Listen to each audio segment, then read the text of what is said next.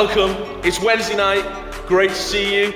We are here for the Livewires at IGNITE self-isolation special showdown challenge evening vlog. We can't wait to get started. Let's jump right in.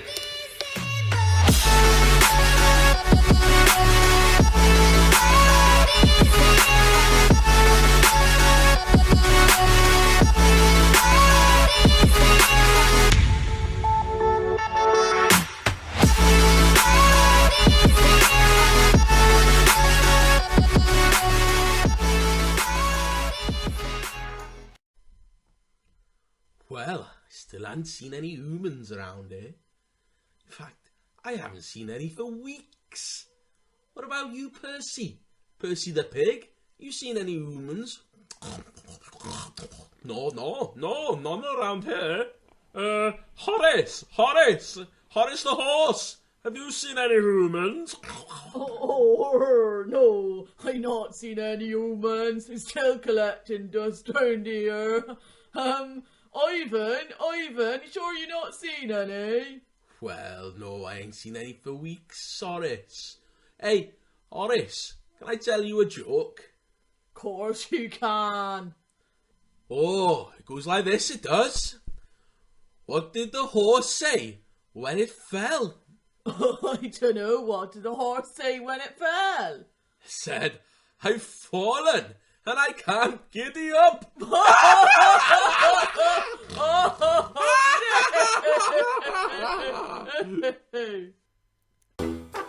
Animal antics. Last week we showed you this guinea pig, Penny, and this leaf, and we asked you how long would it take Penny to eat this leaf. Well, here's the answer.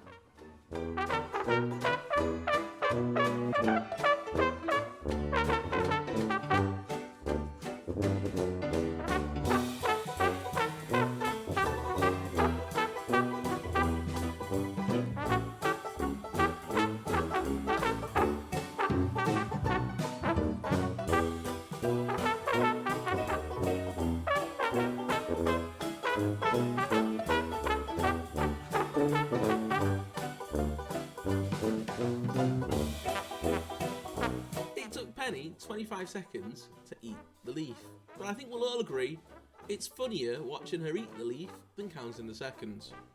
If your pet has got a hidden talent, why not send it in to us and we'll show it on next week's show.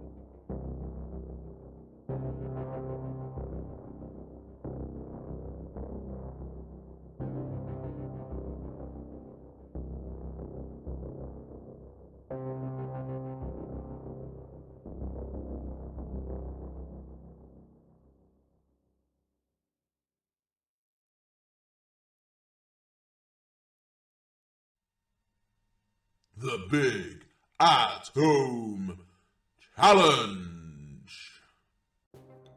Okay, so this week's at-home challenge is a little different this week. What you need to do is crack the code and send me an answer. I promise you that if you crack the code and send me an answer, there will be a prize available. Now, there's two different levels of codes, one for Livewires and one for Ignite. So here's the Livewires one.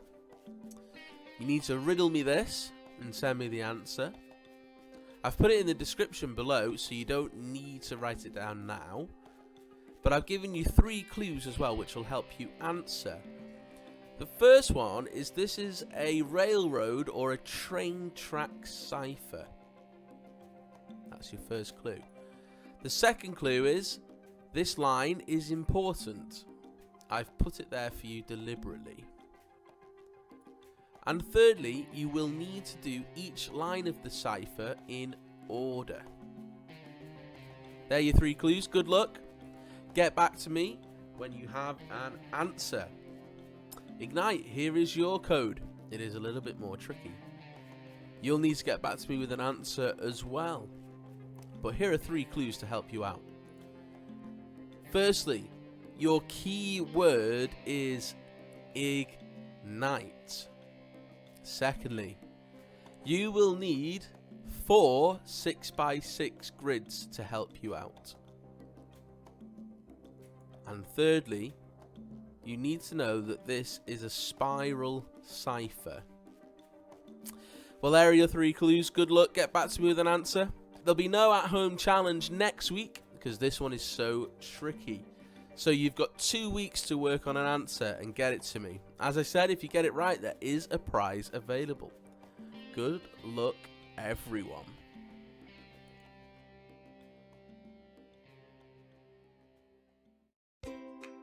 "60 seconds about someone you should really know about."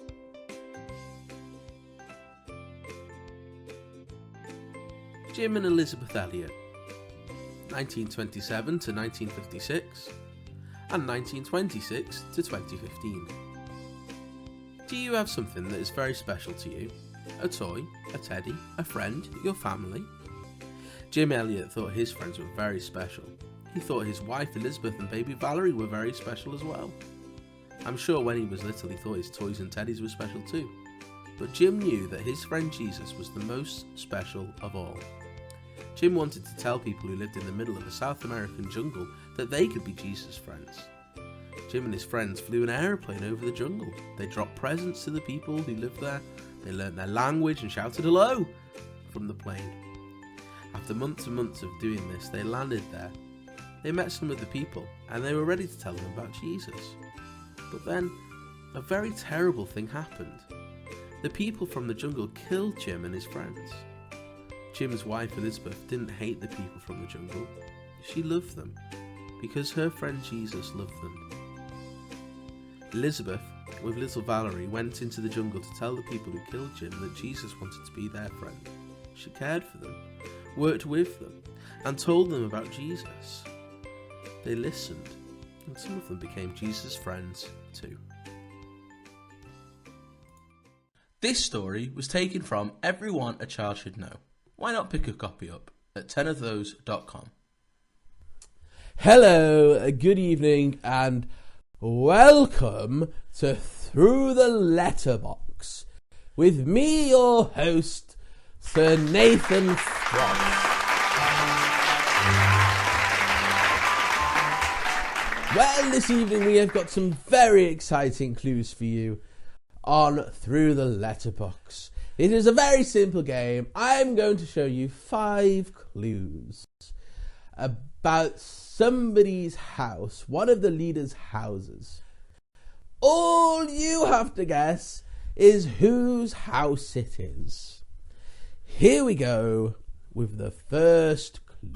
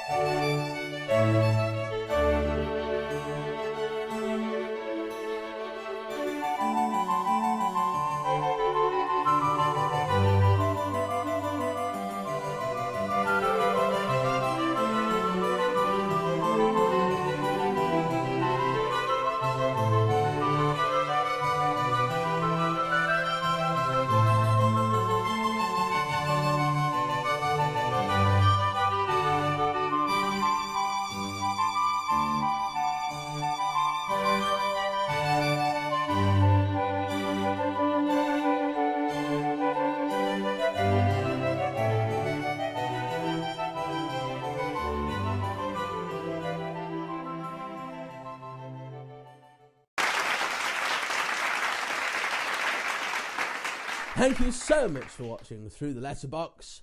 When you know, put your guess below. And we will see you next time on Through the Letterbox. What are you doing? Sardines. Well, here we are, ready for another game of sardine. Well done for everybody who had a guess at where James and Sam were hidden last. Throw Anna in the corner of a room is not specific enough. But well done to Jessie and Lucy who guessed that James and Sam were hidden under the stairs. Also well done to this week's winner, Joshua. Joshua, well done. Now, see if you can guess where Joshua is hiding. When you know, pop your guess below. Hey, guys, it's Johnny's birthday. Say happy birthday, Johnny! Johnny, sorry we can't be there to wish you happy birthday in person. I know that usually at Ignite you would get a cake or something similar at snack time, but I'm not allowed to do that for obvious reasons. So what I have got you instead is a ukulele and a cheerful voice, and I'm hoping that everybody around the city joins in singing happy birthday with you. Are we ready, everybody? Here we go. Happy birthday to you. Happy birthday to you. Happy birthday, dear Johnny. Happy birthday to you. Happy birthday to you. Happy birthday to you. Happy birthday, dear Johnny. Happy birthday to you. Happy birthday, Johnny.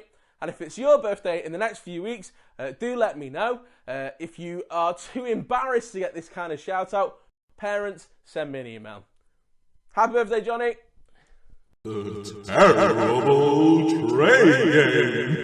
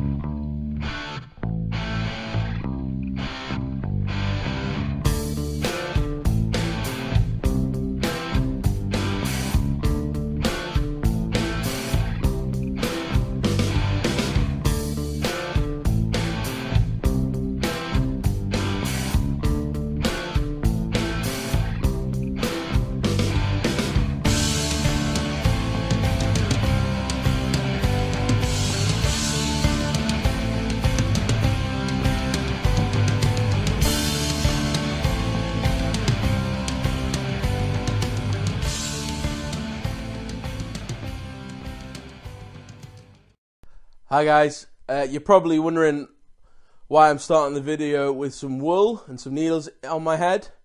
It's because I've got nits. Yeah, the jokes don't get any better, guys, now that we're online. Anyway, it reminds me of something actually.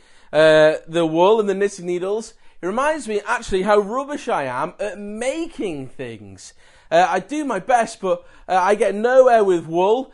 That's rubbish. But I do like making stuff with other things, like Lego. Just a minute. Lego. I love making stuff with Lego. Obviously, I don't do this in my own time. Obviously, I do it with my son. Lego. Love making things with Lego. Absolutely great fun.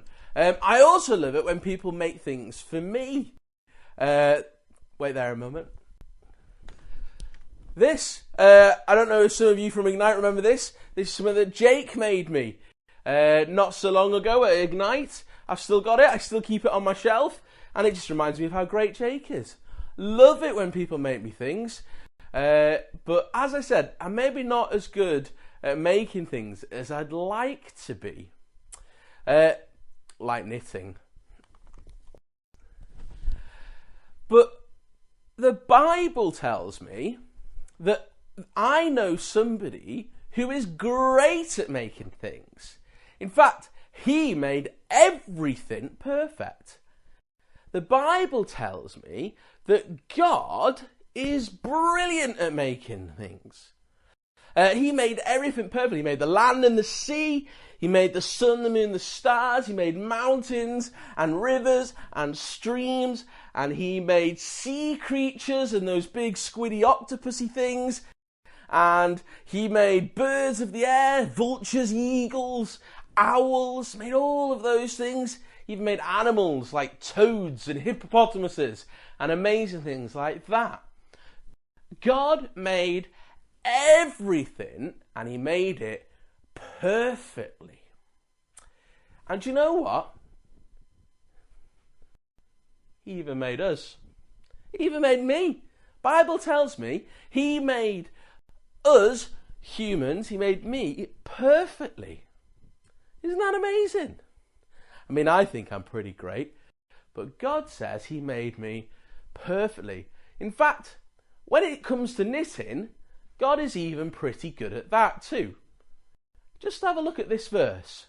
This is from Psalm 139, verse 13 and 14. It says, "For you created my inmost being. You knit me together in my mother's womb. I praise you because I am fearfully and wonderfully made." Isn't that amazing? How incredible is God? Now, I wonder how you feel when you've spent lots of time making something, but then somebody, mentioning no names, goes and ruins it. Maybe they break up your Lego. Maybe they snap your knitting needles. Maybe they scribble all over your picture. I wonder how you feel. Well, when that happens to me, I feel pretty upset. And do you know what? God feels that way too. He feels upset when the things he's made are ruined. He feels heartbroken when things he has made perfectly are destroyed. And do you know something? He cares really deeply about the things he's made, and that includes us. So when we're down on ourselves and think we're just rubbish, or when we pick on our brothers and sisters, or when we think we're useless, God doesn't. He cares. He's offended when we say such things. He gets upset because of how he's made us. He cares. And he says this back to us. He says, "Oh, you think you know better than me? You think you're good enough, do you? Or you don't think you're good enough? What's wrong with you? Who do you think you are?" In fact, he said something very similar to a guy called Job. This is amazing. Listen to what he says to Job. This is from Job 38. "Where were you when I laid the earth's foundation? Tell me if you understand. Who marked off its dimensions? Surely you know. Who stretched a measuring line across it?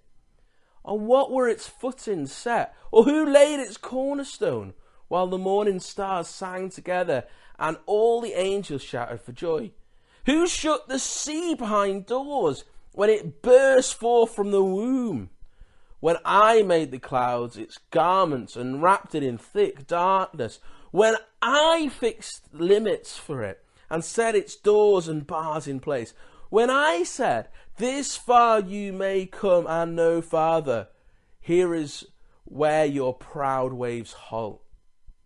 Have you ever given orders to the morning, or shown the dawn its place, that it might take the earth by the edges and shake the wicked out of it? The earth takes shape like clay under a seal. Its features stand out like those of a garment. The wicked are denied their light, and upraised arm is broken. Have you journeyed to the springs of the sea, or walked in the recesses of the deep? Have the gates of death been shown to you? Have you seen the gates of deepest darkness? Have you comprehended the vast expanses of the earth? Tell me if you know all this. And you know what? Amazingly, God goes on for a lot longer, another 3 chapters, telling Job exactly how it is. Exactly how it is. So when we think we know best, when we're puffed up and we think, I've got this covered, God says, what do you think you know about anything? What do you know? See, that's why it's so important. When we're angry, or we get cross, or we're down on ourselves, or we're tempted to shout at our brother and sister again. That's why it's so important to talk to God in prayer. It is so important to talk to Him. It's so important that we come to Him. He wants to hear us pray. He wants us to talk to Him. He knows all things. He's knitted us together in our mother's wombs. And do you know what? He did you perfectly. He made you just as He wanted to make you. Whether you believe that or not. That's what He did. So when you're not sure, why not talk to Him? Why wouldn't we? If He's as good as He says He is in His word. And do you know what? As well as making you perfectly, He made your brother and sister alright too. He made your mum and dad okay as well. So don't give them such of a hard time. Why not talk to God about them as well? Why wouldn't we come to Him? I'm going to do that just now. I'm going to pray and then we'll move on. Father in heaven, thank you so much for who you are and what you've done in making the earth, laying its foundations, laying its cornerstone. Thank you that you made us perfectly. Father, help us when we don't see ourselves as you see us. Help us when we don't see other people as you see them. Father, help us to know that you made everything, right from the depths of the ocean all the way to the tops of the skies. You made it perfect. And that includes us. Father, help us to know that. Help us to understand that. Help us to come to you when we're struggling and we're at our wits' end. In your great and powerful name we pray. Amen. Okay guys, that's a wrap. Great to see you all. I hope you enjoy your self-isolation as much as I'm enjoying it. Do try some of the challenges and send them in. The details will be on the screen at the end. Do check out Facebook and YouTube and different things going on online from church. Do join us Sunday mornings at 10:30. Not in the building, but on YouTube. But keep watching, keep sending your things in, and hopefully we'll get to play some of them next week. See you later.